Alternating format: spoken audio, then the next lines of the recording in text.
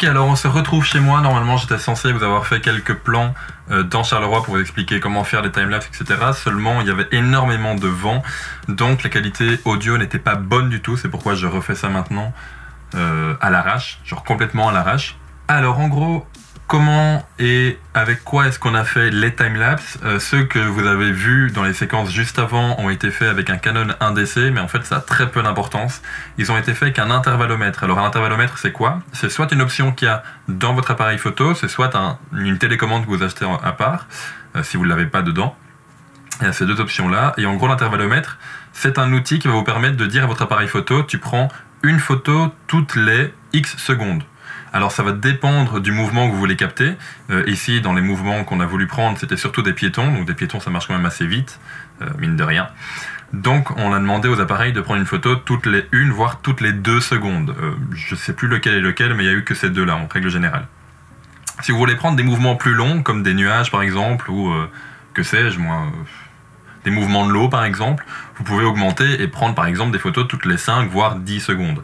Au-delà de 10 secondes, pour un usage normal, à part la construction d'un bâtiment ou quoi, je ne sais pas trop en quoi ça pourrait vous servir, mais bon, pourquoi pas, on peut toujours essayer.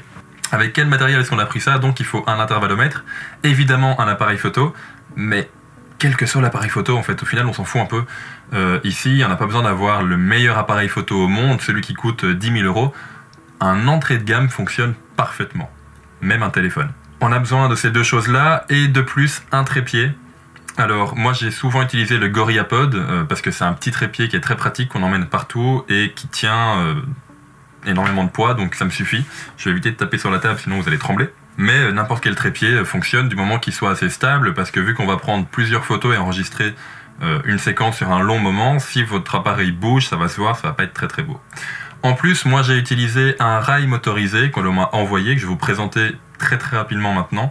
Un rail motorisé, ça sert à quoi? Ça sert à ce que toutes les secondes, par exemple, si à l'intervallomètre on demande que les photos soient prises toutes les secondes, à ce que l'appareil bouge entre chaque prise de vue, de façon à créer un autre mouvement dans le timelapse. Il y a déjà un mouvement naturel parce que les choses bougent, mais en plus là la caméra va bouger, aller d'un point A à un point B.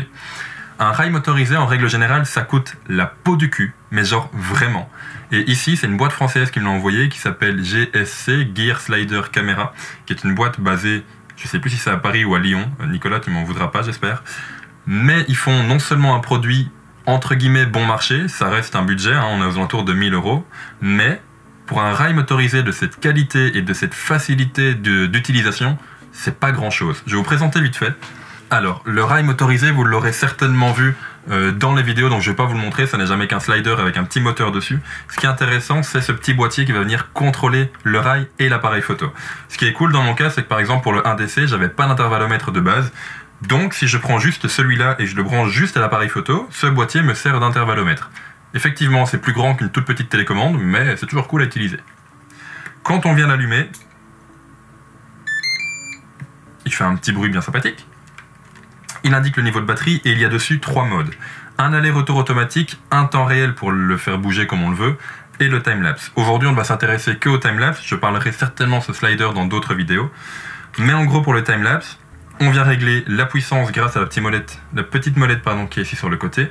La puissance, c'est la distance que va faire l'appareil entre chaque déplacement. On indique les directions, si on veut que l'appareil parte à droite ou à gauche. Hop. Et on indique l'intervalle entre les photos, comme je vous l'ai dit ici, on a surtout utilisé entre 1 et 2 secondes. Et ensuite, une fois qu'on aura évidemment relié tous les câbles à l'appareil et au slider, l'appareil va bouger petit à petit et entre chaque mouvement, il va prendre une photo. C'est vachement pratique. Franchement, c'est un peu plus encombrant évidemment que simplement un GorillaPod. Hop, je vous montre ici, ben voilà, il y a quand même une grande sacoche. Le slider fait, si je ne dis pas de bêtises, 1 mètre. C'est pour moi un tout petit peu trop grand, mais au final, quand on fait un timelapse, quand j'ai fait mes timelapses aujourd'hui, je me suis dit que c'était la bonne taille. Donc de base, je trouvais ça un peu grand à transporter, mais sur le terrain, c'est vachement pratique. Et ça permet d'inclure un autre mouvement dans le timelapse, de le rendre encore plus dynamique. Donc franchement, je vous conseille, je vous mettrai tous les liens dans la description. Oui, c'est une vidéo un peu sponsorisée parce qu'on m'a envoyé le produit. D'ailleurs, il y en a un autre qui devrait arriver et qui va aussi déchirer. Mon Dieu, que ça va être terrible. Mais pour un produit de cette qualité, je ne peux que vous le conseiller. Retenez bien que ça reste un budget, on est bien aux alentours des 1 000 € pour le slider, je vous mettrai toutes les infos dans la description. mais si vous en cherchez un, allez-y, il est juste magique. Bref, pour revenir au timelapse, on va vite parler, pour terminer cette vidéo et qu'elle soit pas trop longue, des 2-3 manières de le faire. Aujourd'hui, vous l'aurez vu dans la séquence précédente, je suis parti avec un ami, Jason, qui lui a fait ses timelapses avec le programme Magic Lantern sur son 70D, 70D si vous êtes français.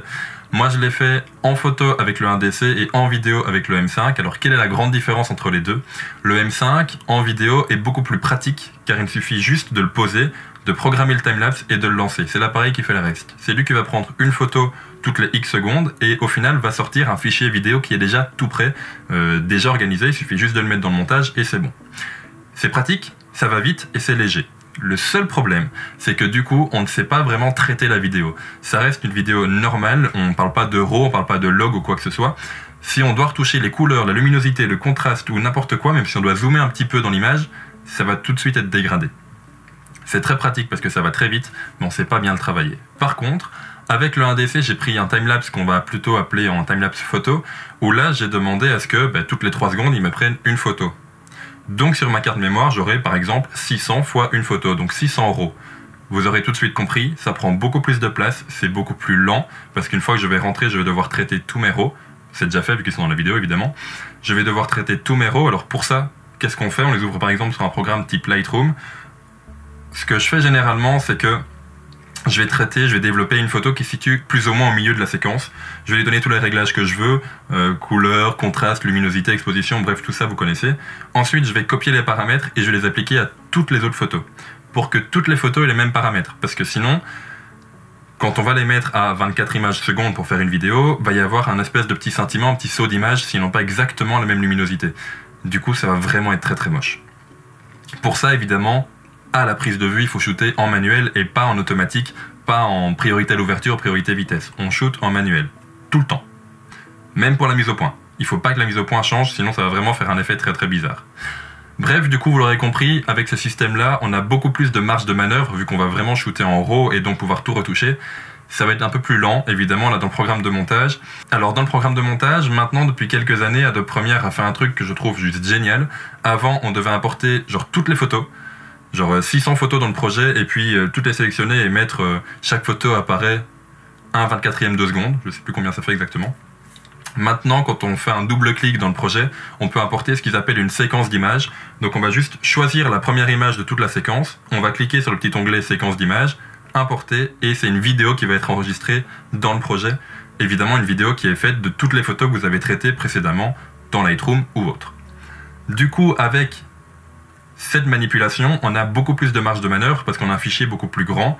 Moi, le mien, c'est 16 millions de pixels. Imaginez si vous avez, je sais pas, mon appareil à 20 ou 24, ce sera encore plus grand. Il faut évidemment bien penser à adapter la vidéo à la taille de votre image, souvent 1080p, peut-être de la 4K. Profitez, hein, vous pouvez même faire de la 8K, je pense, avec les capteurs actuels en photo. Et par ce fait, vous pourrez, si vous voulez, faire un zoom progressif dans l'image ou de la recadrer si vous avez cadré trop large. Modifier l'horizon, moi c'est ce que j'ai fait parce que dans les 2 ou 3 séquences de timelapse que je vous ai montré, généralement l'horizon n'était pas droit. Hein, bonjour, je suis un boulet. Mais du coup, voilà, grâce à la photo, ça permet de le faire. Que si j'avais directement fait une vidéo avec mon M5, vidéo qui est elle-même en 1080p, si je la redimensionne, je vais devoir cropper dedans, je vais devoir zoomer dedans et donc perdre en définition. Bref, vous l'aurez compris, il y a différentes manières de faire du timelapse, du plus simple au plus compliqué. Les deux manières sont bonnes, ça dépend de votre utilisation, ça dépend du temps que vous voulez mettre et du temps que vous avez. Je tiens à remercier encore une fois Nicolas de chez GSC, Gear Slider Camera, qui m'a envoyé ce magnifique slider motorisé. Je vous promets qu'on va en reparler parce que rien que pour faire des travelling en vidéo, mon Dieu que c'est génial. J'ai l'impression d'être un gosse avec ma manette de GameCube. Bref, il n'y a personne qui joue à la GameCube, je pense. Bref, du coup, on se retrouve demain pour une nouvelle vidéo. J'espère ne pas être trop à la bourre lorsque je diffuserai cette vidéo aussi. Il est déjà 19h41. Mais voilà, je devais retourner absolument cette séquence.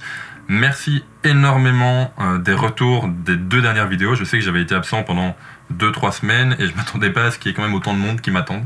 Il y a même des gens qui pensaient que j'étais mort. Les gars, calmez-vous, c'est que YouTube. Si je participe pas pendant 2 semaines, je vais quand même très bien. Mais bref. Et puis voilà. On se retrouve demain pour une nouvelle vidéo. C'était Pierre pour les éleveurs de pixels. Au revoir. En mode Giscard d'Estaing. Non, c'était pas lui en fait. Si, je sais plus. Oh mon Dieu, je parle tout seul. Ciao.